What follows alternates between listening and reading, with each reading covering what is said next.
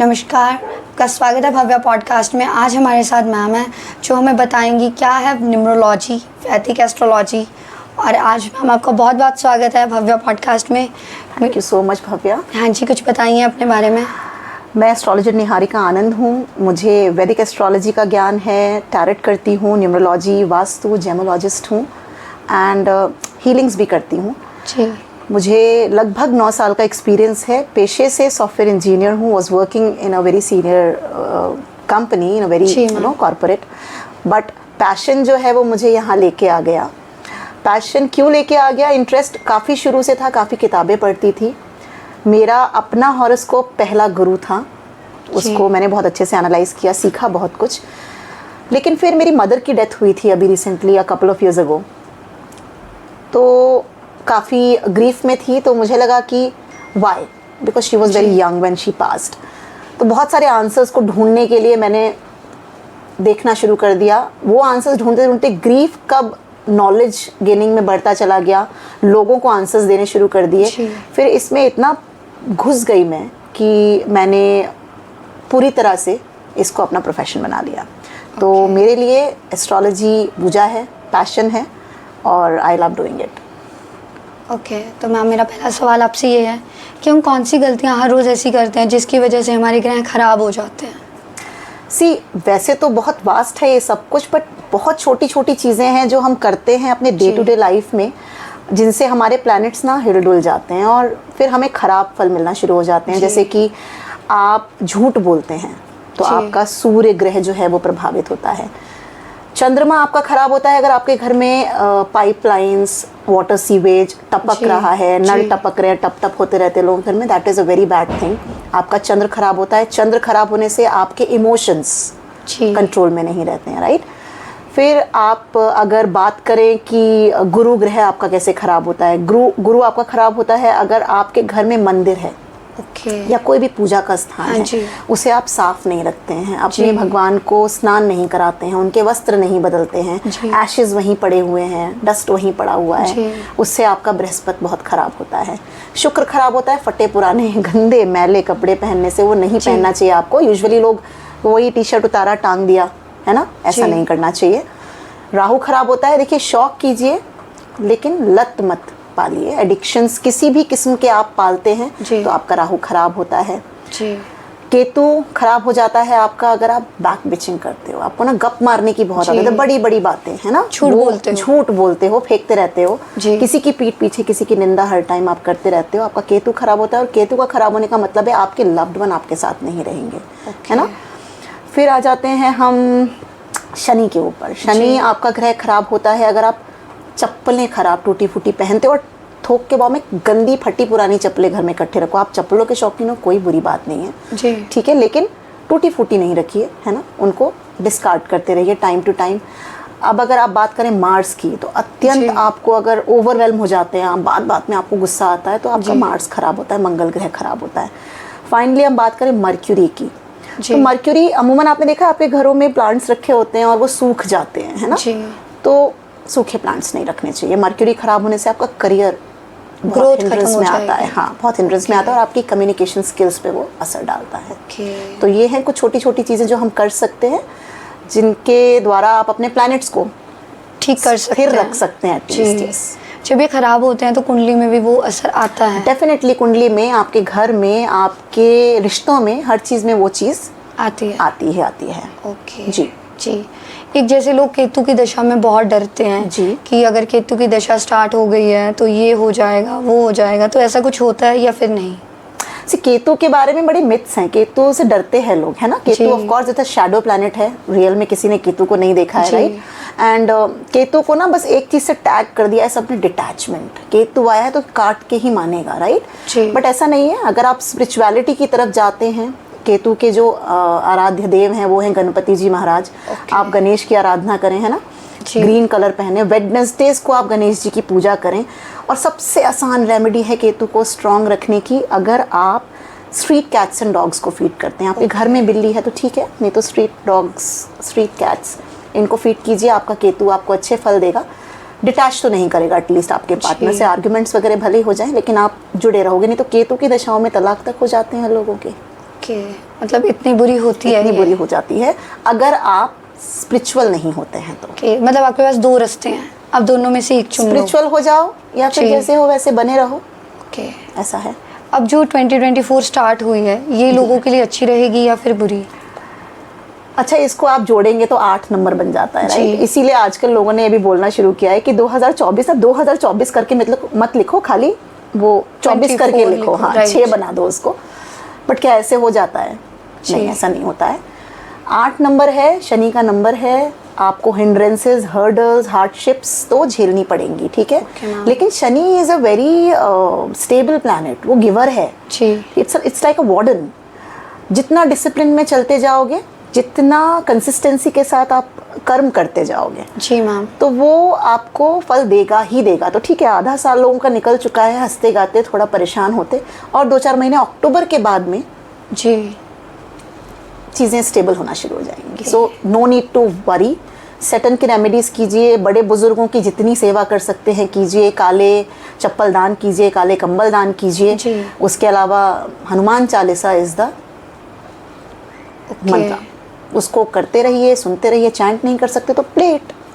ठीक है मैम, तो उससे सेटन सही रहेगा, तो 2024 अच्छी रहेगी सबके लिए। स्टेबल रहेगी, हार्डशिप्स फिर भी रहेंगी। शनि है, आसान नहीं होता है, लेकिन शनि ही वो प्लैनेट है जो आपको लाइफ में स्टेबिलिटी देता है। शनि से अच्छा कोई प्लैनेट नहीं है अगर आप लाइफ में एक स्ट्रॉन्ग स्टेबिलिटी चाहते हैं जी, तो। जी। जी।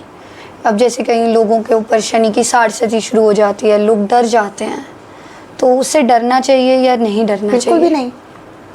अगर आप सैटर्न को समझते हैं तो आपको ये मालूम है कि ये जाते जाते देके ही जाने वाला है। अगर हम एक प्लेन में बैठ रहे हैं, एक ट्रेन में बैठ रहे हैं, हमें मालूम है ये ट्रेन वहाँ पहुँचेगी, जी। राइट?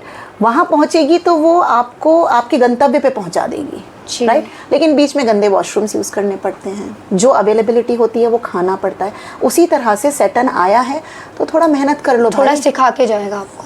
सिखा के जाएगा, मेहनत कर लीजिए, ठीक है? तो 7.5 3 चरणों में बटी होती है, जी। 2.5 साल के।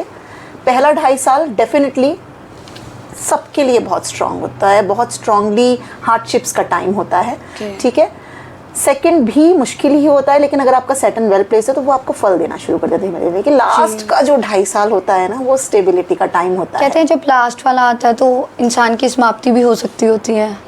डिपेंडिंग कि आपने पूरे पिछले 5 सालों में क्या किया।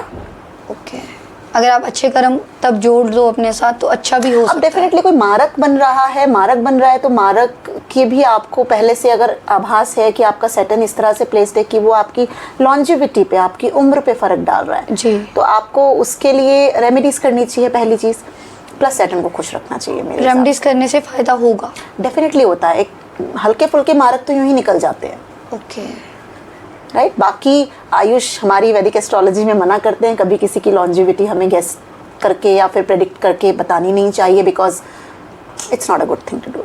जी, ये ये कुछ भगवान चीज़ें के ईश्वर हाथ पे में छोड़ दो। हम लोग जो ज्योतिष लोग हैं पहले ही ईश्वर की रची हुई डेस्टिनी के साथ बहुत छेड़छाड़ जी, कर रहे जी, हैं, जी। है ना? तो ज़्यादा नहीं करना चाहिए, मुझे लगता है कि जी। उम्र और आयुष उनके ऊपर छोड़ देनी चाहिए। जी। जैसे केतु की महादशा या दशा चल रही हो, प्रॉब्लम करती है, बट आप कह रहे हो ऐसा नहीं है। अगर हम उसको डिफरेंट वे से सोचें, इसको वो लेमन टर्म्स में आप अगर जानना चाहें तो सिंपल चीज़ है कि या तो डिटैच होने के लिए तैयार हो जाओ या फिर स्पिरिचुअल हो जी। जाओ। अब जब राहु की आएगी तो वो क्या करेगी? राहु की महादशा, देखो मैं खुद राहु असेंडेंट हूँ, ओके? Okay. फर्स्ट हाउस लगना अकेला राहु है मेरा, है ना? मेरे लिए राहु बहुत अच्छे हैं, ठीक? तो राहु से ऐसे नहीं डरना चाहिए। पहली चीज़, अगर आप गंदगी नहीं रखते हो अपने आसपास, बेड जब बहुत छोटी छोटी चीज़ें हैं, आप बेड पे बैठ के खाना मत खाइए। आपके कमरे में, आपके बेडरूम्स में जो वॉशरूम्स हैं, क्या फ़र्क पड़ता है? आप खुद से उनको क्लीन कर सकते हो यार, है ना? आप उसे क्लीन रखो। राहु क्या है? राहु एडिक्शन है। थोड़ा सा एडिक्शन से दूर हो जाओ। फिर कहूँगी, मैं ये नहीं कहती हूँ, I am not a person who will say कि आप पूरी तरह से सब कुछ छोड़ दो। जी मैम। जीने के लिए आप इस धरती पे आए हो, जियो, लेकिन लत मत बनाओ। ऐसी लत जो आपको और आपके परिवार को प्रॉब्लम में डाल सके। जी। तो लत नहीं होनी चाहिए। एडिक्शन से दूर रहिए, साफ सफाई का ध्यान रखिए। गंदे वॉशरूम पे ना बैठिए, ना किसी को बैठने दीजिए। आपके घर के वॉशरूम्स क्लीन रहने चाहिए। स्वीपर्स वगैरह को दान दक्षिणा कीजिए, है ना? जी। और संडे का दिन होता है, राहु का दिन, आप उस दिन अपने खाने से पहले एक पार्ले जी का बिस्किट भी निकाल के रखेंगे। आपके घर के वॉशरूम्स क्लीन करने या सड़क पे जो स्वीपर्स रहते हैं, जी। वो उनके नाम का निकाल दीजिए, फिर खाइए और फिर वो उनको दे दीजिए। ठीक है, तला हुआ पकौड़ा, पराठा, ऑल जी। दीज थिंग्स, ये सब राहु को पसंद है, ये सब आप स्वीपर्स वगैरह को दीजिए और देखिए फिर। मतलब ऐसी चीज़ें दान करने से आपका राहु अच्छा हो जाता है। डेफिनेटली डेफिनेटली डेफिनेटली उसकी जो दशा है वो आप पे मतलब असर उतना नहीं डालती। हम ये तो नहीं कह सकते कि ख़त्म हो जाएगी। कोई भी रेमेडी कंप्लीटली आपके प्लैनेट को उठा के यहाँ से वहाँ तो रखती ही नहीं है। ऑफ कोर्स अगर वो दशाएं आ रही हैं तो वो अपना असर दिखाएंगी, लेकिन वो दशाएं बेरेबल कैसे बन सकती हैं वो रेमेडीज के थ्रू हम कर सकते हैं। तो हम ज्योतिष से वही करते हैं, हम आपके स्टार्स नहीं, कोई हमको बोले हमारा ये कर दो, अरे हम नहीं कर सकते, वो ईश्वर करेगा। आपको सिर्फ ईश्वर की आराधना करनी है और उस पर्टिकुलर प्लैनेट की रेमेडीज करनी है। जी, आप हल कर सकते हो पर प्रॉपरली उस चीज़ को चेंज नहीं कर अब सकते। मैंने आपको बता के भेज दिया कि आप ये कर लो, मैं आपके घर आके नहीं देख रही हूँ। जी बिल्कुल, वो आपके ऊपर है कि आप कितनी शिद्दत के साथ अपने जीवन को सुधारना चाहते हैं। बिल्कुल, है ना। जी। और आप करेंगे अपने ईश्वर से आराधना, अपने प्लैनेट को आप हील कर सकते हो, मैं यहाँ बैठ के हील नहीं करूंगी। जी राइट। बिल्कुल। शनि आपका खराब है तो शनि की आराधना आपको करनी पड़ेगी ना, मैं नहीं कर जी, सकती हूँ वो। बिल्कुल। जी। जैसे नेम करेक्शन होता है कि नंबर चेंज कर लो, तो इन चीज़ों से क्या पुनर्जन्म हो जाता है? इस मतलब ये कहते हैं ना एक नया जन्म हो गया आपका। ये न्यूमरोलॉजिस्ट बोलते हैं, ऑफ कोर्स उनका अपना एक तरीका है, लेकिन हाँ डेफिनेटली नेम करेक्शंस एक अल्फ़ाबेट को ऐड करने से या अपने डेट्स, अपने सिग्नेचर्स को बदलने से डेफिनेटली प्लैनेट्स पे फ़र्क पड़ता है। मतलब आपका वीनस नहीं है आपके फ़ोन नंबर में या आपके नाम में वीनस का कहीं भी लेश, तो आपको लग्जरीज नहीं मिलेंगी। है ना। तो वीनस कैसे ऐड कर सकते हैं? अल्फ़ाबेट्स के जो नंबर्स होते हैं विच न्यूमरोलॉजिस्ट प्रीटी मच नो, ठीक है, तो वो आप जैसे कहीं आपने देखा होगा डबल ए लगा देते हैं, है ना, सिग्नेचर में 2 डॉट्स लगवा देते हैं नीचे, लाइन खिंचवा देते हैं नीचे। ये कुछ चीज़ें हैं जिसके मोस्टली लोग कहते हैं कि जब आप किसी का नेम देख रहे हो या किसी का फ़ोन नंबर चेक कर रहे हो, उसमें 6 नंबर ज़रूर होना चाहिए, उसमें 5 नंबर ज़रूर होना चाहिए और उसमें 9 नंबर भी होना चाहिए। 9 नंबर लीडरशिप क्वालिटी देगा आपको, थोड़ा सा सेल्फ रिस्पेक्ट देगा। 5 नंबर आपकी कम्युनिकेशन स्किल्स का है और 6 नंबर डेफिनेटली आपकी लग्जरीज का है, संपन्नता का है। तो ये 3 नंबर जरूरी ही होने चाहिए आपके फ़ोन नंबर्स में, आपके नाम में। ये सबके लिए लकी रहेंगे। ये सबके लिए लकी रहेंगे। सबको मतलब हम कह सकते हैं लाइफ को बैलेंस भी करेंगे डेफिनेटली, क्योंकि 5 नंबर बहुत ज़्यादा नहीं बनना चाहिए, इसी 8 नंबर बहुत बार नहीं बनना चाहिए। 8 नंबर हार्डशिप्स देता है। मतलब चीज़ें मिलती रहेंगी पर ऐसे लोगों की ज़िंदगी में आप सोचिए परमानेंट अगर 8 अपने आप नाम में रख के चल रहे हो तो डेफिनेटली कुछ भी स्मूथ तो नहीं होगा ना। क्योंकि वो सैटर्न की पावर कहीं ना कहीं आपके साथ जुड़ी हुई है। जी हाँ, आप उसको साथ लेके चल रहे हो परमानेंट। अब जैसे किसी का नंबर हो 7888 तो वो शनि साथ में है तो प्रॉब्लम करेगा। 8 3 बार आ गया इसमें जी, और साथ में केतु भी आ गया जी, डिटैचमेंट प्लस हार्डशिप्स जी, तो ये प्रॉब्लम करेगा। उन लोगों को चेंज कर लेना चाहिए, थोड़ा बहुत उसमें चेंजेस करने चाहिए। Of course you should consult, a person should consult before changing the numbers. कौन सा नंबर अगर बार बार आए तो कोई दिक्कत नहीं होती और सबके लिए अच्छा रहेगा? 6 नंबर 3 नंबर जितनी बार आएगा अच्छा है। जुपिटर का नंबर, वीनस का नंबर, डेफिनेटली ये बहुत अच्छा है। मर्क्यूरी का नंबर भी अच्छा होता है लेकिन वो आपको बहुत ज़्यादा बातूनी बना देता है। 5 नंबर सही है मैम। जैसे कि लोग टैरो सीखना चाहते हैं तो उनको क्या करना चाहिए कि वो एक अच्छे टैरो रीडर बन सके? सबसे पहले तो फेंकना बंद कर देना चाहिए कि हमें सब आता है। ठीक है, मैं एक टैरो रीडर हूँ और मुझे नहीं लगता कि मुझे सब आता है। ठीक है, डेली हम कुछ ना कुछ नया सीखते हैं, अपने क्लाइंट से ही सीखते हैं, एक्सपीरियंस से। ऑफ कोर्स हर सिचुएशन एक नई सिचुएशन है और आपको एक अच्छा रीडर बनना है तो पहले सुनना सीखना पड़ेगा। पहले सिचुएशंस को सुन लो, है ना। आप प्रेडिक्शंस दे रहे हो लेकिन आपको पता ही नहीं है सामने वाला आपसे चाह क्या रहा है, आंसर क्या चाहिए उसको, एंड आपका इंट्यूशंस, उस पे काम करो। आप आंख बंद करके प्रेडिक्शन दे सकते हो अगर आपका इंट्यूशन सही जगह पर है। ठीक है, और इंट्यूशन को स्ट्रॉन्ग करने के लिए आपके चक्रास अलाइंड होने चाहिए, यानी कि आपको मेडिटेशन की हैबिट होनी चाहिए। मतलब आप खुली आंखों से भी ना अगर कभी मेडिटेट करना चाहो तो कर सको।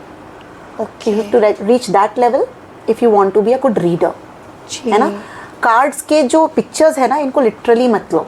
अगर 2 ऑफ सॉर्ड्स आ गया तो इसका मतलब नहीं ही है, no, it can be dual state of mind, it can be something else. एक नेगेटिव से नेगेटिव कार्ड से भी आप पॉजिटिव प्रेडिक्शन निकाल सकते हो और एक पॉजिटिव से पॉजिटिव कार्ड से भी आप नेगेटिव प्रेडिक्शन दे सकते हो, depending on the reader and the situation of the client. जितना जिसको एक्सपीरियंस है उस हिसाब से वो बताते हैं, तो Readings, इसीलिए हाँ।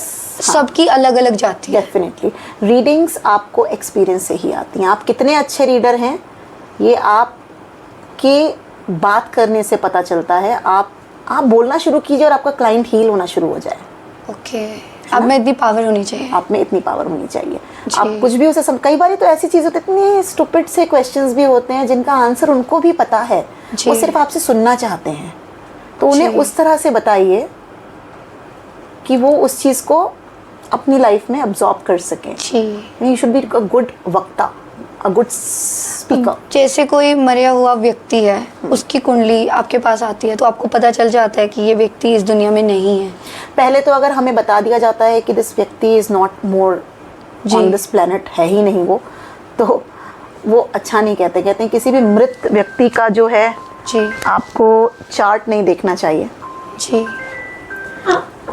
किसी भी मृत व्यक्ति का आपको चार्ट नहीं देखना चाहिए। It's a strict no. लेकिन कई बार ऐसा होता है कि एक लेडी आई, जैसे है ना, जी। एक महिला आई, उसने बोला कि मेरे हस्बैंड की डेथ हो गई है जी। और मुझे ना जानना है कि क्या हुआ था। तो इन सच केसेस आप ना चाहते हुए भी कभी कभी खोलते हो हॉरोस्कोप्स, जी। तो वो ठीक है। दोज आर सम एग्जाम्पल्स जहाँ आपको अपने क्लाइंट के ग्रीफ के आगे थोड़ा सा अपने वैल्यूज़ को साइड में रखना जी, पड़ता है। जी। बट डेफिनेटली कुंडली देख के पता चलता है ओके। कि वो नहीं बताएंगे आपको कि इस वक्त डेथ हुई है। आप उन्हें बता सकते हो क्या इस टाइम वो में। ग्रह चलने बंद हो जाते होंगे। नहीं, वो ग्रह इंटेंसिटी के साथ चलने भी शुरू हो जाते हैं, ओके। है ना। जी। तो आपके 8th हाउस से आपको पता चलता है आपकी जी। लॉन्जिविटी के बारे में, आपके 12th हाउस से पता चलता है आपकी लॉन्जिविटी के बारे में। तो डिपेंड करता है मार्क किस तरह से बन रहे हैं। तो ये भी पता चल जाता है कि जैसे कि अब इसका जन्म अगला कहाँ होगा, अगर होगा भी या नहीं। बहुत अच्छे एस्ट्रोलॉजर्स जो होते हैं वो कहीं ना कहीं इस चीज़ के बारे में भी आपसे बात कर सकते हैं कि अब होगा। ठीक है, इसका एक छोटा सा वो बताती हूँ आपको। आप भी थोड़ा ज्योतिष में इंटरेस्ट रखती हैं, जैसा मुझे पता चला हाँ जी। कि 12वें घर में अगर केतु अकेला है, जी। That means this is the last birth. Okay. ठीक है, उसके साथ कोई और प्लैनेट भी है दैट तो भी हम उसे कंसिडर नहीं करते। सिंगल केतु अगर 12वें घर में किसी के दिख रहा है जी। तो ज्योतिष को पता है कि ये बंदा अपना सब कर्मा लेना देना निपटा चुका है और ये उसके लास्ट बर्थ है। मतलब अब उसको मोक्ष मिल जाएगा। मोक्ष मिल जाएगा इसके बाद। ओके, तो फिर मोक्ष मिल जाता है। मिलता है। ओके। अगर आप अपने पेंडिंग कर्मास को ईमानदारी के साथ हर जन्म में जी। निभाते चले जाते हैं, कुछ नया ड्यू नहीं जी। कर रहे हैं, तो डेफिनेटली एक टाइम आएगा जब चीज़ें खत्म हो जाएंगी। जैसे कई लोग मर जाते हैं, उनकी अधूरी इच्छा रह जाती है, तो उनकी गति नहीं होती।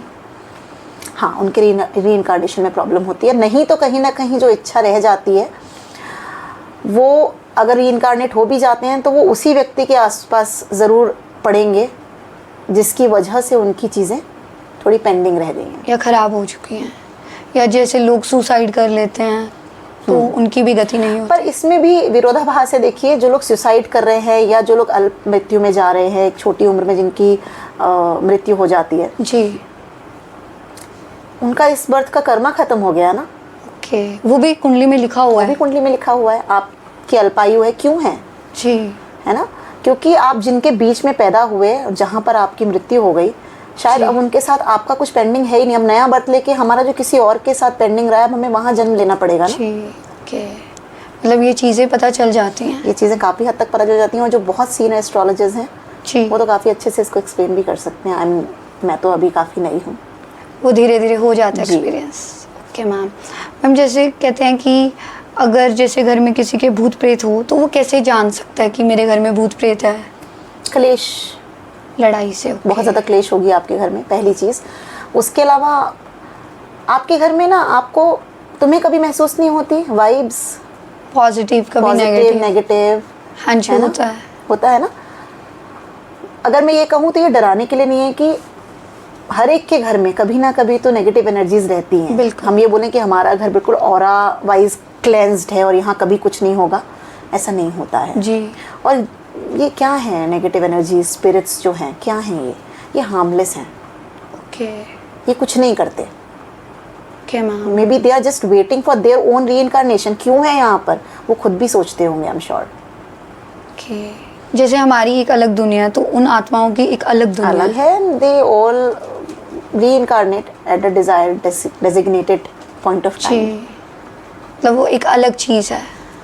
वो एक अलग ही लेवल है. आई थिंक उसके लिए तो we will have some other session someday. जी. आई थिंक मुझे भी उस फील्ड में और ज़्यादा जाने के लिए और शायद पढ़ाई कर लेनी पड़ेगी तब तक. हाँ ऐसा जी. है. कोई ऐसा एक्सपीरियंस जो मैम आप मतलब एक शेयर कर सकते हो जनता के साथ? एनी क्लाइंट स्टोरी ऐसा? हाँ जी मैम. बहुत सारे हैं, लेकिन this one client of mine जो आई थी मेरे पास 2-3 साल पहले. जी. ठीक है. जब फर्स्ट प्रेडिक्शन उसने ली थी, it was a professional prediction. जो जी. सुन के ना शी स्टार्टेड सेइंग कि कुछ भी बोल रहे हो आप, है ना. एंड उसको ना तो मैंने टैरो से बोला था, ना जी. ही वैदिक से बोला था. वो पता नहीं उसने पूछा और मेरे मुंह से वो सवाल का जवाब निकला था कि भाई इस टाइम पे तुम्हारा ये जॉब ऐसा ऐसा हो जाएगा. जी. शी लाफ्ड और उसने उसको बड़ा सरकाज़म में जवाब दे के वो चली गई.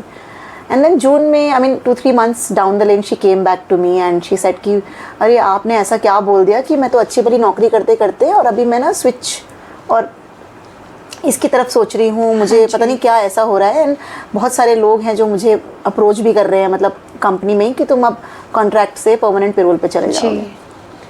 ऐसे देखो ये होगा. एंड देन टैरो से मैंने उसे प्रेडिक्शन दी थी कि दिस इज़ द मंथ, इस टाइम पे होगा.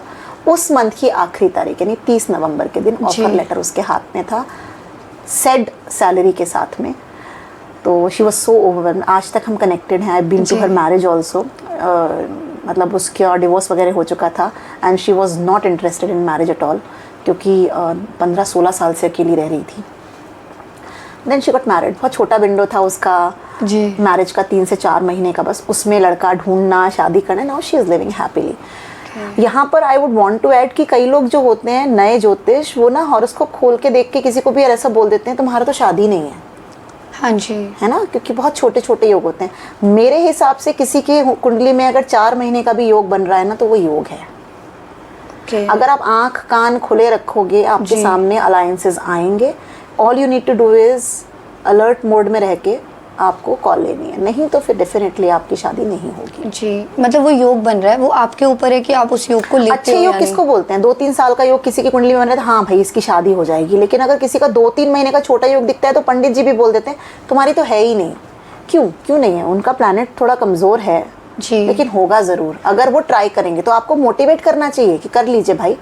जी, लोगों को डरा ज़्यादा देते हैं. जी. इसीलिए लोग डरते हैं ज्योतिष के पास जाने से कि इन्होंने तो गलत ही बोलना है. क्योंकि कई बार मैंने ये चीज़ें भी देखी हैं. आप पूछोगे किसी ज्योतिष से तो वो जो चीज़ नेगेटिव बोलते हैं वो हो जाता है, जो पॉजिटिव बोलते हैं वो होता ही नहीं है. क्योंकि नेगेटिव बोलते हैं तो बंदा इतना मैनिफेस्ट करता रहता है, उसे ये होने वाला है मेरे साथ, यही होगा मेरे साथ, यही होगा मेरे साथ. तो मैनिफेस्टेशन इज़ पावरफुल. ओके. ठीक है. और अगर आप ये कहो पॉजिटिव बता दे सामने वाला तो आप पॉजिटिव सोचोगे. लेकिन अब बंदा नेगेटिव बता चुका है आपको, तो नेगेटिव ही सोच रहे हो ना आप. जी. और पॉजिटिव जब इंसान बताता है ना, जैसे कोई ज्योतिष भी प्रेडिक्ट करता है, तो इंसान बीइंग ह्यूमंस, हम क्या सोचते हैं ये ऐसे बोल रहे हैं, दूर दूर तक कुछ दिख तो रहा नहीं है ऐसा. जी. नेगेटिव हम पूरा शिद्दत के साथ ना ले लेते हैं. सभी यही करते हैं. It's human tendency. जी. तभी जो लोग कहते हैं ना अपने प्रारब्धों से भी आगे जाके और अपनी डेस्टिनी से भी पार पा लिया ये बंदा. जो बंदा ना आप देखोगे कि जो पुश कर देता है अपनी इमेजिनेशंस को, अपने बिलीव्स को, जी, तो वहाँ पर डेस्टिनी भी चेंज होती है. जैसे अभी मैं आपको थोड़ी देर पहले जब मैं आई थी हम बात कर रहे थे कि किसी के हॉरोस्कोप में देख के ऐसा लगता है ये जिंदा है, कैसे बच गया. जी. मे बी उसने सही टाइम पे, उसका कोई पॉजिटिव प्लैनेट था, उसको सही मेंटोर मिल गया, उसने गाइडेंस ले ली और वो बच गया. अगर उस व्यक्ति की उम्र जैसे बता दिए कि आप 55 तक रहोगे, उसने उस बीच में कोई अच्छा कर्म कर लिया, definitely karmas are the most important thing. जो अभी भी हम कर रहे हैं कर्म, वो भी हमारे साथ जुड़ रहे हैं. क्यों नहीं. और आप ईमानदारी से अगर अपने पिछले जन्म के कर्मा का भी हिसाब किताब ऑनेस्टली कर रहे हो जी. और नया कुछ खराब नहीं करे और अच्छा ही करते जा रहे, तो वो ऐड ऑन हो रहा है ना. ये मारक आपने निकाली. एक जीवन के हॉरोस्कोप, एक बंदे के हॉरोस्कोप में जीवन में एक बार मारक नहीं आता है जी, बहुत बार आता है.